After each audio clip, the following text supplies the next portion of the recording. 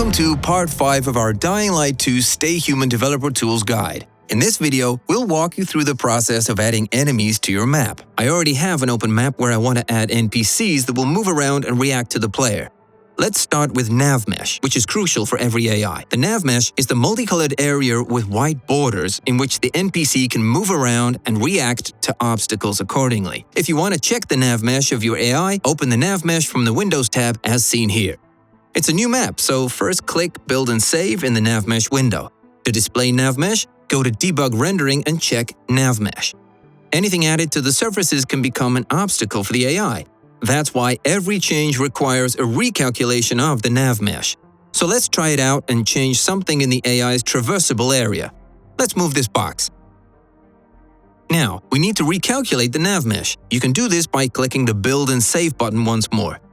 As you can see, after recalculating, the preview of nav mesh updated to account for the new object position. You can also build nav mesh in the same place where you build height maps, terrain, and others. Let's move this box once more. Click Validate and Build. Press Build and OK. Because the level is open, I needed to edit this box's position. Check off Build under nav mesh. Click OK. Our build succeeded, but notice the nav mesh disappeared. To bring it back up, click OK and then Load in the nav mesh window. Our nav mesh updated to account for the new object position. Remember, it's always good to rebuild your nav mesh before submitting your project over to Mod.io. To hide it, uncheck nav mesh in the debug rendering.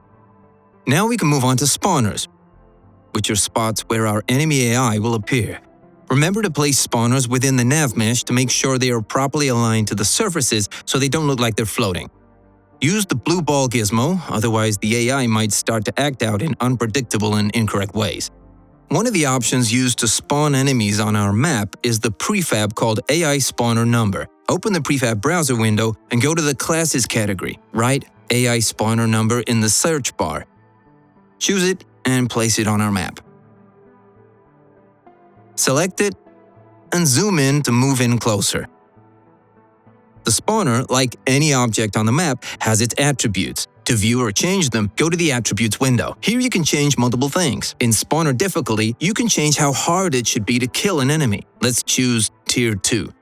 In presets, you can select the enemy type. Let's click the three dots next to the preset and write Biter. Choose it and press OK. In the spawner category, with the numbers of AIs to spawn option, you can define how many of them you want to appear. Let's change that to 4. We also need to scale up the AI spawner number area so that more than one AI is allowed to spawn in. Change the coordinates to local. Go to the Scale tool and expand it. In the activation category, you can set the time of day or the range in which you would like for the enemies to spawn in. Let's change Activate Radius to 50 and Deactivate to 80. Go to Scene, save, and reload our level. Click Play to check how it looks in the game. Press Yes to save progress. Our spawner appears to be working. The biters are here and ready for a fight. Do notice how they all spawned in from the center of our spawner. What if we had them emerge from a different, more specific location? To do that, let's go back to the editor. Open our level and jump to Prefab Browser. Write AI Spawn Point in the search bar. Place it on the map to where you'd want to have the first biter spawn. Press Escape on your keyboard, then select Option. Select our spawn point. Choose the Attributes window and rename it to Spawn. Renaming is not mandatory, but it's good practice that later makes it much easier to navigate the project, especially when looking for specific prefabs. By holding Shift, duplicate it by moving it to where the second biter should appear. Rename it to Spawn 2 to distinguish it from the others. Repeat this process 2 more times. Once you're done placing all the spawn points on your map, go to the Scene window. Choose AI Spawner Number and open the Attributes window. Click Spawn Points and press the plus icon 4 times. Now connect our 4 spawn points with the spawner by clicking these 3 dots and choose your spawn point. Repeat this process 3 more times. We also need to scale up our AI spawner number to cover the AI spawn points we added to the level. After scaling up, we should be able to see that all 4 points are within this area. The other option that is used to spawn enemies, but also allies to our map, is Human AI Prefab.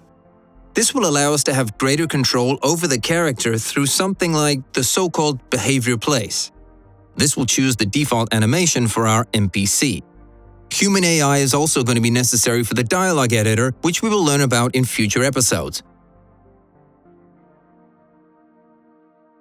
Jump to Prefab Browser, pick the Classes category. Write Human AI and place it on the map where you want to have your NPC. Get the Select tool. Jump to the Attributes window and rename it to NPC1. As you can see, our options here are similar to AI spawner number. Let's change spawner difficulty to tier 3. In AI preset, then preset name, we can choose biter, volatile, or other infected. We can also write hostile to add enemy NPCs or apply the same methodology when adding in allies. For the purposes of this tutorial, let's write survivor and choose ambush survivor 1. Press OK. And now we have 1 survivor versus 4 biters. Change coordinates to world and rotate him a bit to adjust where he's looking. I also want to change how this NPC will behave in-game. To do that, open Prefab Browser, make sure to select the Classes category, and write Behavior. Choose Behavior Place NPC Prefab and place it on our map. Get the Select tool, select our Human AI, go to Attributes, and copy its world position. Then go to the Scene window, select Behavior Place NPC, go to Attributes, and paste the world position. Rename it to NPC1 BP. Extend Behavior Place and click 3 dots next to Behavior. From here, you can choose various types of behavior presets. Let's write something like binoculars and choose the first result that comes up. Now, let's go to Scene. Select our Human AI NPC, open Attributes and extend Initial Setup. Click the 3 dots next to M Behavior Place. Choose NPC1 BP that we created. Press OK, switch back to the Scene window. Click on Level, save, and reload. Click Play to check how our AI works in action, and press Yes to save progress. Our NPC should be using his binoculars right now, and the biters seem to be spawning at the points we wanted. Let's lure 1 biter to the survivor.